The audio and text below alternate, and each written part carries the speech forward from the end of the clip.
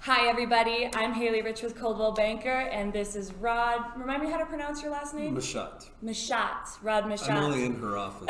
You think I've heard your first name a lot. You don't say your last name very often. No. So Rod here, he works with Guaranteed Rate Affinity. He's our lending partner here with Coldwell. So Rod, tell me a little bit about yourself, just a basic rundown. Basic rundown would be I've been in the business a little over 20 years. It's been a blessing for me to be a partner with Coldwell Banker. So we're their national partner, and we call it a joint venture. So we're a resource for the agents, for their clients, whether they're utilizing us or not for the transaction, just to bring value. Awesome. And tell me a little bit about your personal life. Let's get a little bit of a human face on the lending side of things, because I know you have like a project car that you have that's really cool. Well, I haven't been asked that with the mortgage business. It goes back to 1981. Quick story is my dad and I found a 62 Corvette, and kind of was my dad's baby. We worked on it through high school, and unfortunately he passed away about 3 years ago now. So the car was sitting up in Montana, got it down, and still perfect, and just have fun with it. And my son's drooling, he's 24, and not that he's wishing his dad to pass, but you know how that goes. He's excited someday to think it'll be his. So, but 3 kids. Went to Arizona State, finance degree back then. Honestly, didn't know I was going to be in the mortgage business at the time, but kind of all came together. I've been in Colorado about 21 years, so kind of been in the mortgage business since I moved to Colorado. Very cool. And how did you get started in the mortgage business, as you put it? Because I know there's a lot of ladder rungs. Yeah. The funny thing there is I was in a different industry when I moved to Colorado. So it was a wireless business, and the opportunity was there.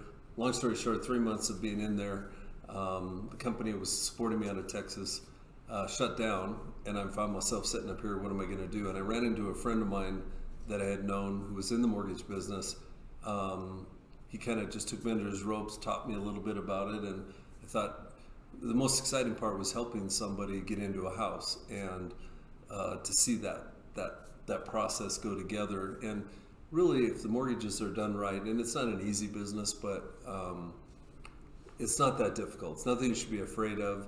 And anyway, when I saw a few of those go, I'm like, I like this. This is cool. And there's some flexibility, like the real estate business, that although I feel like I'm working 7 days a week, but I can take time off on a Monday or a Wednesday or whatever. So not an 8 to 5 schedule. So, right, absolutely. So it's been cool, and being around. I say I'm working when the agents are working. They're our bread and butter, obviously, and the support and the opportunities they present for us. So awesome. So you really enjoy the just getting people forward in their life, giving them that like, I can get my house. Is that kind of the like? Yes, it's exactly what it is.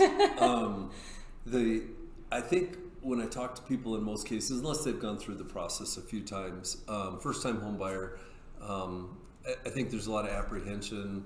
I want to comfort them. I'm not there about desperate to close a deal. We're really laying a plan out and a strategy to get them. If that's their goal, that's where we want to get them. And whether that takes 30 days or that takes 2 years, that's just part of that path. So the exciting part and the joy to see somebody, the tears that I've seen through the years when somebody's at a closing table and they go, "Oh my gosh, we did it!" We did it.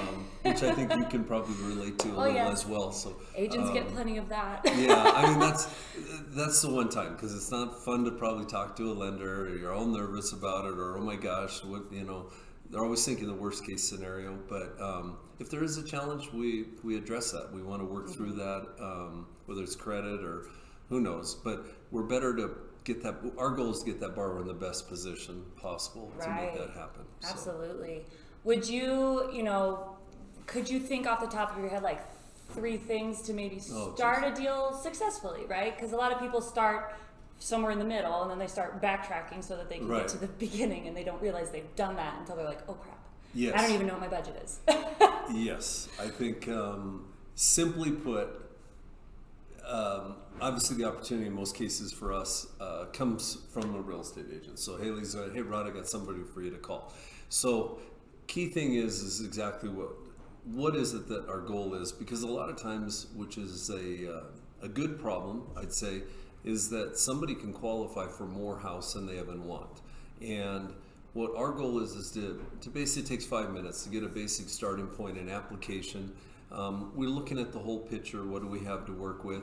And matching that up to the house payment. Maybe somebody's renting for $2,000 a month, and rents are crazy right now. So a lot of times we're getting them into a house and they might be paying less than they're paying for rent now. We're real close, but now they have ownership in the property. Mm-hmm. So step one is really get that application, get what we call a pre-approval completed. It's not a lot of work.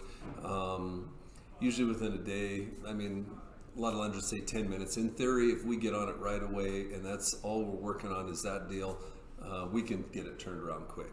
Our goal is to really, like I said, we're representing the client more than the agent. From where Haley's at is we're trying to match that up so that we're setting a good target. The last thing that we want is somebody to go out and fall in love with a $400,000 house when their budget's at $350 or whatever that example may be. So getting that application, knowing you're good to go. There isn't a real timeline on that approval. Credit reports tend to expire after 120 days. So that's the only thing that we'd have to refresh down the road.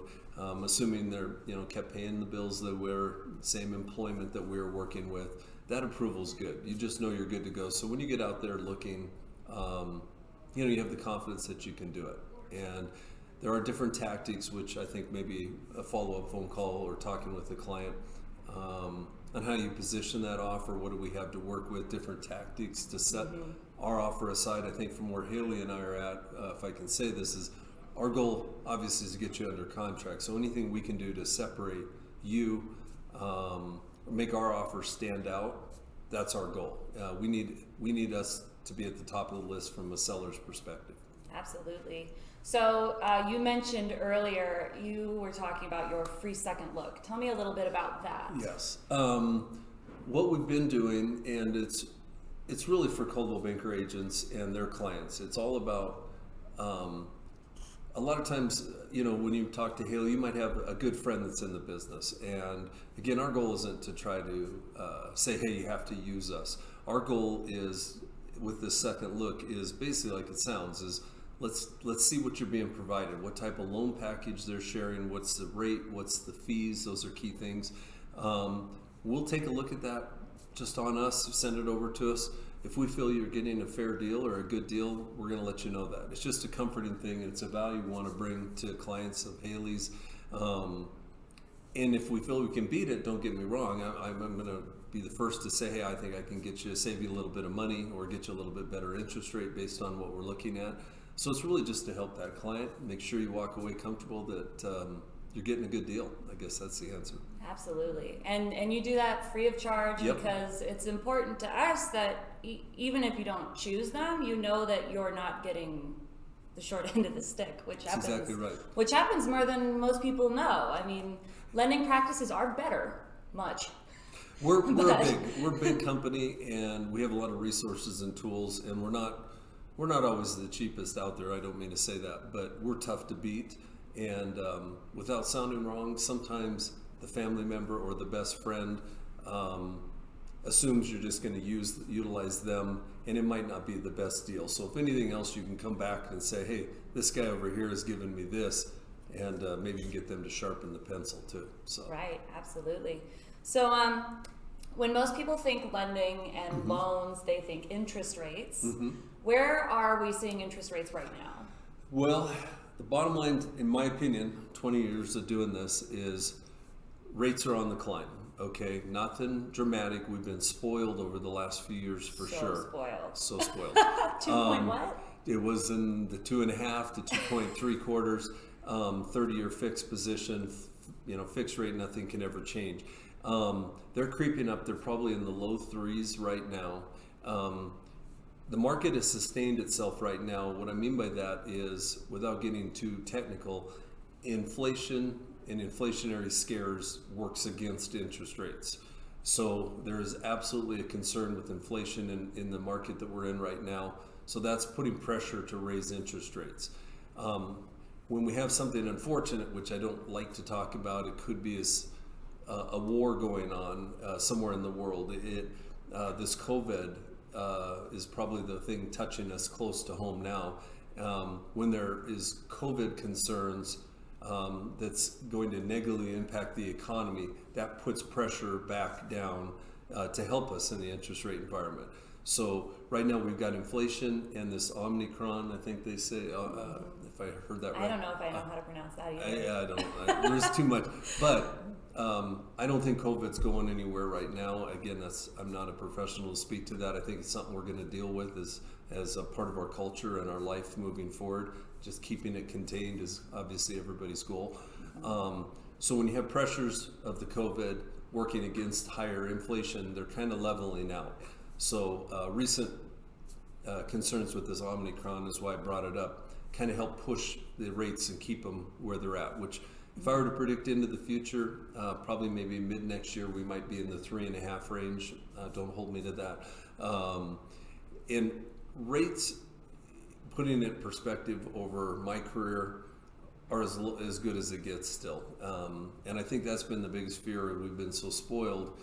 You've got to look at, when you think of a market that's appreciating, real estate appreciation, and where you're putting your money, it's a pretty cheap cost of borrowing.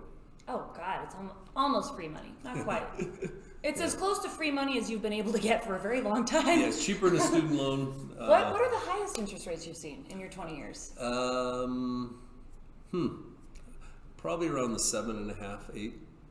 Oh, I was expecting worse. Okay, that's. Well, not that I mean, high. that's bad. But like, I've heard. I think my aunt was mentioning like, oh, we bought ours at almost 18%, and I'm like, my folks were at 18%. Of course, they paid I think $50,000 or $30,000 well, for the right, house. true, yeah, that's So it's right. kind of- They're not paying $500,000 on a Right. house at 18%. Right, Can you right. imagine? Oh my God. It would shut down the There would be world. so many foreclosures. There's no way. No, it couldn't sustain it. And I'm a believer in very traditional financing, so 30-year fixed positions, very conservative.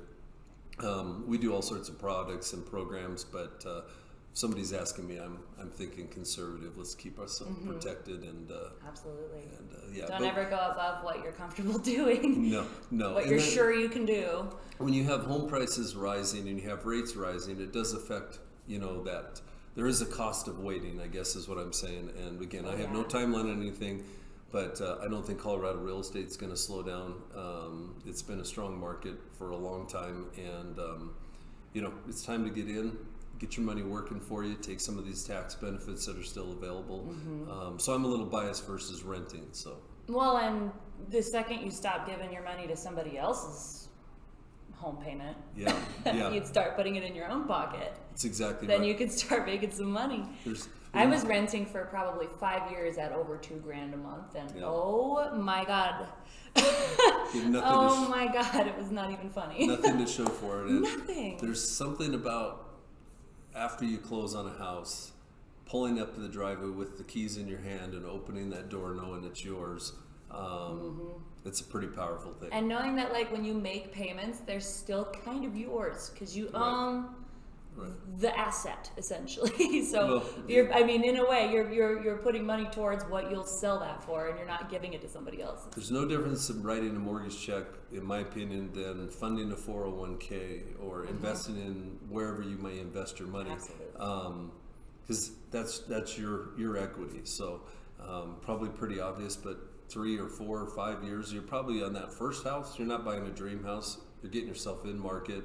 You're establishing equity. If maybe you had a limited down payment on the front end, now you go to sell it 5 years later. Maybe you've got $50,000 or $100,000 that you can then utilize to the next one, or that property becomes an investment property, and you move up from the townhome or the condo, and next thing you know, you're buying the single family house. Your family's changed, and you've got some rental income coming in on the side. As long as you own it. Hundreds of Just those. own it. Own it. And I do understand that housing prices look absurd, but if you think about the rate at which homes are appreciating, you almost instantly get equity by buying a home, because that home's going to be worth more next month than when you bought it this month. Yeah. Which is why there's such a you probably should buy something now. I know it seems a little pushy, we tend to do that to you guys, but it's because we see these house prices just bumping up each month, and it's like, okay, you might want to get into something. Well, and I think the whole approval process is just that. It's getting you ready.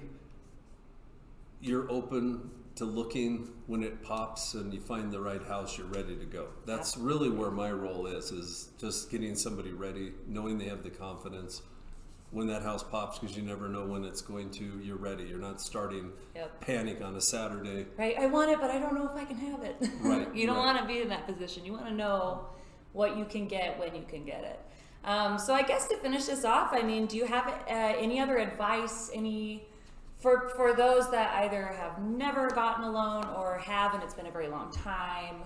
Just I think more than ever, the mortgage business is very straightforward. And what I mean by that is there were times where all sorts of funky different loans and different things available. Now it's pretty straightforward. The key is I get a lot of people think that they have to put 20% down to buy a house.